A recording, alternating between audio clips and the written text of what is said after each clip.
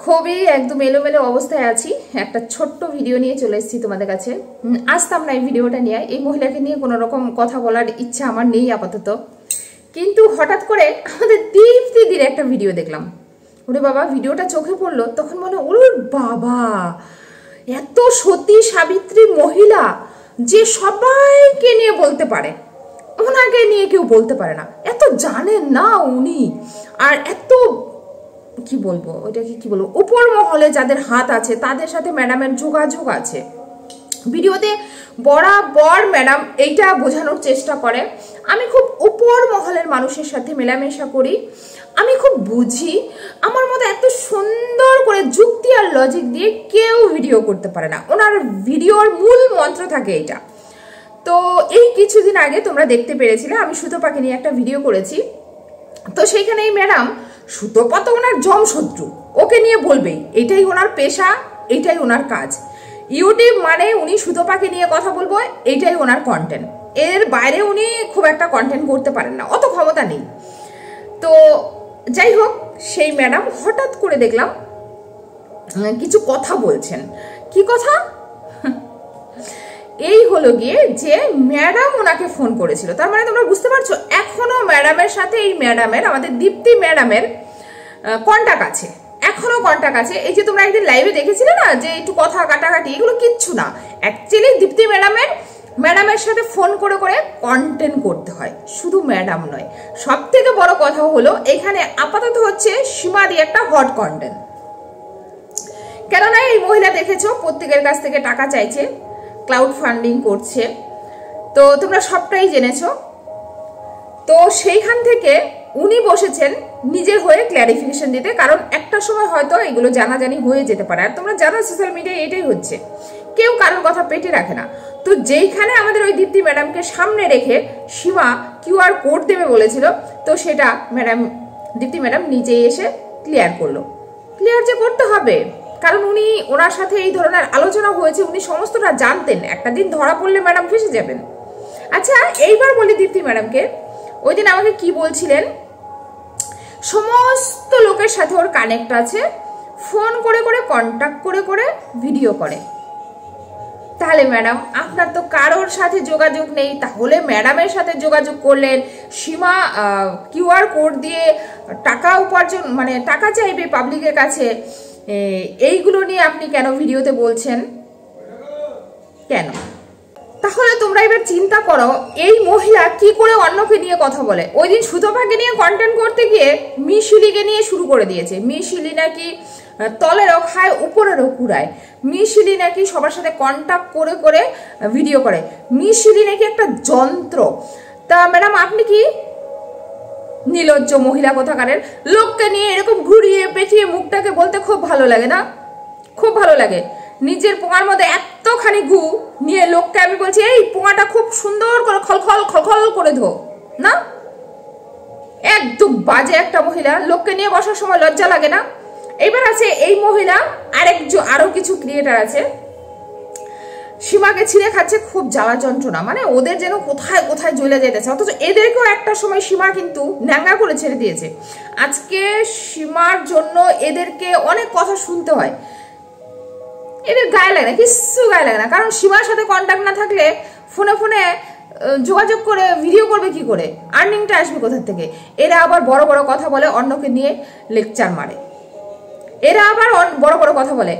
আজকে সীমা যে নোংরামিটা করছে, তোমরা আমাকে একটা কথা বলো তো, এই যে সীমা, এ কখন কাকে ছেড়ে কথা বলেছে?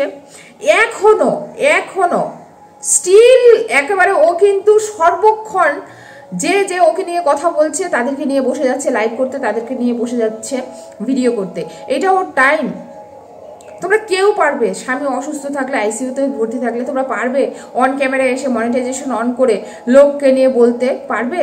অন্তত মনে হবে আমার এখন মানসিকতা কিচ্ছু দিচ্ছে না, যে যা বলেও বলছে। সময় পাবো যদি আমার হাজবেন্ড বেঁচে থাকে, সময় পাবো প্রত্যেককে জবাব দিতে, আমরা তো এটাই বলবো না? অ্যাকচুয়ালি এই মহিলারা, এই যে সুতপা একটা কথা বলেছে, এটা আমি বলবো রাইট বলেছে, যে এই মহিলা চায় যত তাড়াতাড়ি এটা যায় ততই আমার ঝামেলা শেষ, তাহলে আমি কাজল দানির সাথে খুব তাড়াতাড়ি নিজের সম্পর্কটা তৈরি করতে পারবো। এখন কিন্তু এটাই প্রমাণিত। নয়তো কে গো স্বামী অসুস্থ, সে এইরকম সর্বক্ষণ লাইভে বসে বসে পাবলিকের সাথে কথা বলছে, কে করতে পারবে এটা? ঢুকবে তোমাদের পেটে ভাত ঢুকবে, তোমাদের মনে হবে যে কিছু বিষয় নিয়ে আলোচনা করি, 24 ঘন্টা মনে হবে আমি কি করে আমার হাজব্যান্ডকে বের করে নিয়ে আসবো এখান থেকে সুস্থ করে, এটাই তো মনে থাকবে। আর এই মহিলা এদিকে ফান্ডিং থেকে টাকা তুলছে, তারপরে পাবলিকের কাছ থেকে টাকা তুলছে, এমনকি কিউআর কোড দেবে সেটাও ওরা ডিসাইড করে নিয়েছিল। ম্যাডামকে জিজ্ঞেস করছে কিউআর কোড দেবে কিনা, তা ও পাবলিকের কাছ থেকে টাকা তুলবে, কিন্তু তাকে নিয়ে কিছু বলা যাবে না, মুখ চুপ করে থাকবে, কুল পেতে থাকতে হবে। না না ম্যাডাম, ওনাকে কিছু বলা যাবে না। কেন ম্যাডাম আপনি থেমেছিলেন? এই যে অন্ধ্র মহারাল কাকুলি দিদি ভাই পাগ ভেঙে গেছিল, কিছু টাকা, আপনার মতো কিন্তু লাখ লাখ টাকা তুলতে হয়নি। হ্যাঁ, আপনি তো মানে সন্দীপের দয়ায় এমন এমন কিছু মানুষের সাথে কন্ট্যাক্ট করেছেন, তো তারা সবসময় দিতে ভালোবাসে, তারা মানুষের দুঃখ বোঝে, তো তাদেরকে তো খুব কন্ট্রোলে করে তাদের কাছ থেকে তো অনেক টাকা কামিয়েছেন হাজব্যান্ডকে সুস্থ করবেন বলে। তো আপনাকে কি বলা যায়? কাকুলিদি খুব সামান্য কিছু টাকা তুলেছিল নিজের পাটা ঠিক করার জন্য, আপনি তো কখনই কাকুলিদিকে দেননি, অথচ দিনের পর দিন ওই মানুষটাকে ডিজিটাল ভিখারি বলে আপনারা বলেছেন। আজকে আপনাকে কেউ কিছু বলতে পারবে না। এই মহিলা না জঘন্য নোংরা, জঘন্য নোংরা। সুতোপাতা আলাদা ক্যাটাগরির, এ হচ্ছে আবার আলাদা ক্যাটাগরির। এরা মানে সোশ্যাল মিডিয়ায় এসছে, মানে এদের যেইভাবে হোক আর্নিং করতে হবে। সে কন্ট্রোভার্সি করে না পারি, ভিক্ষাবৃত্তি করে হলেও আমাদের আর্নিং করতে হবে, অন্তত আমাদের পরিবারটাকে ভালো রাখতে হবে, সে ভিক্ষাবৃত্তি করা হোক। এরা এখন সোশ্যাল মিডিয়াকে এইটা ভেবে নিয়েছে। আর তোমরা বলো কারোর কোনো বিপদে পড়ছে, কারোর কিছু টাকার দরকার, কোথাও না, একেবারে সোশ্যাল মিডিয়ায় চলো কিউআর কোড দিয়ে দিই। এটা কি ভিক্ষাবৃত্তির জায়গা? না, এখানে প্রত্যেকটা মানুষ পরিশ্রম করে ইনকাম করতে এসেছে, এটা ভিক্ষাবৃত্তির জায়গা না। এই যে দীপ্তিদির মতো আরো কিছু ক্রিয়েটার আছে, সীমার সাথে হাজারো শত্রুতা হলেও এরা কখনো সীমাকে নিয়ে মুখ খোলে না। জানো কেন? তার একটা রিজন আছে, কারণ সীমা সমস্ত এই যেমন সন্দীপ সমস্ত বড় বড় ক্রিয়েটারদের সাথে যোগাযোগ আছে।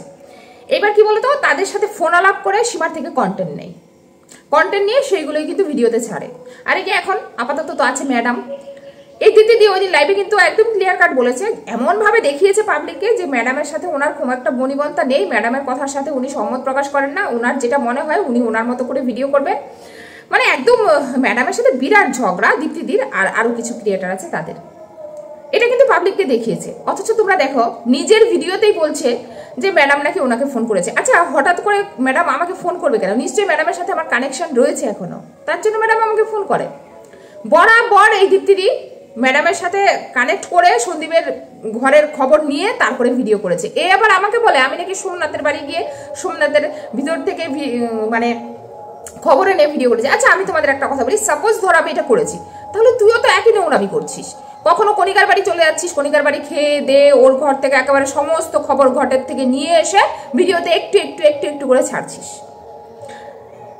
সন্দীপের বাড়িতে ম্যাডাম যায়, সীমাদি যায়, সেইখান থেকে সীমাদির সাথে কানেক্ট করে একেবারে সন্দীপের বাড়িতে কি ঘটছে, আসলে কি ঘটনা, সন্দীপ সত্যি ওই মেয়েটার সাথে ভালোবাসা করে কিনা, কি হয়েছে, সমস্ত খবর ফোনে ফোনে জেনে তারপরে এই দীপ্তিদি ভিডিও করে। তাহলে তুই কি করে অন্যকে নিয়ে মুখ খুলিস? লজ্জা আছে? নির্লজ্জ মহিলা কোথাকারের। হ্যাঁ, মুখটাকে এরকম করে চলে যা আসল লোককে বলতে, নিজের দিকে একবার তাকাও, বলার আগে 10 বার ভাববে। যেটা তুমি নিজে করতে না পারছো সেটা অন্যকে নিয়ে কি করে বলো? তুমি তাহলে সুতোপার থেকে পার্থক্য হলে কোথায়? সুতোপার থেকে পার্থক্য হলে কি করে? তুমি বলছো মিশিল্পী উপরে রখায় তলের উপরায়, তোমার মতো নাকি? তুমি এত সহজে এগুলো বোঝো কেন জানো? কারণ তোমার এটা স্বভাব, একটা বৎসর চ্যানেলে খেটে গেছো, কিচ্ছু করতে পারোনি, আজকে বলতে বাধ্য হচ্ছি। সবাই দাঁড়িয়ে গেছে। আমি কাকুলিদিকে ফোনে বলতাম, কাকুলিদি জানো দীপ্তিদি এত সুন্দর ভিডিও করে, তখন এই মহিলা ভিডিও ভালো করতো। যখন এই ম্যাডামকে একটুখানি সবাই সাপোর্ট করতে শুরু করেছে, দুটো লোক কমেন্ট করতে শুরু করেছে, একটুখানি ওনাকে সাপোর্ট করতে শুরু করে দিয়েছে, আর এই ম্যাডাম ওনার আসল রূপটা দেখিয়ে দিয়েছেন। এই দীপ্তি ম্যাডাম বলতো আমার লজ্জা লাগে, ওনাকে ম্যাডাম বলে সম্মান দেওয়া যায় না, কারণ লোককে নিয়ে যখন বলে না, এত জঘন্যভাবে বলে, মুখটাকে ঘুরিয়ে পেঁচে লোককে নিয়ে বলবে এইখানে বসে ভিডিও করো, ওইখানে ভিডিও করো, দেখবে কখনো খাটের নিচে, কখনো মেঝেতে, কখনো শুয়ে, কখনো উল্টে, কখনো পাল্টে, যেইভাবে খুশি পা উপরে দিয়ে ভিডিও করতে থাকে, অথচ অন্যকে নিয়ে বলতে একবারও দ্বিধাবোধ করে না এই ম্যাডাম। যেই শুধুমাত্র একটুখানি, আমি দুঃখও লাগতো আমার যে দিদি কথাগুলো কিন্তু ঠিক বলে। একটা সময় বিশ্বাস করবে না, এতটা সাপোর্ট করেছি, ওনার সাথে আমার কোনো শত্রুতাই ছিল না, কিন্তু ওনার জ্বলনটা কোথায় বলো তো? আমি তোমাদের এখানে বলি একটা কথা, এর মধ্যে দেখবে দেবশ্রীদি কোনো কারোর এই সহ ক্রিয়েটারদের নিয়ে পড়ে থাকে না। দেবশ্রীদি সম্পূর্ণ আমার মতো ওই ব্লগারদের নিয়ে কথা বলে, যেটা আমি কিনা বরাবর করেছি।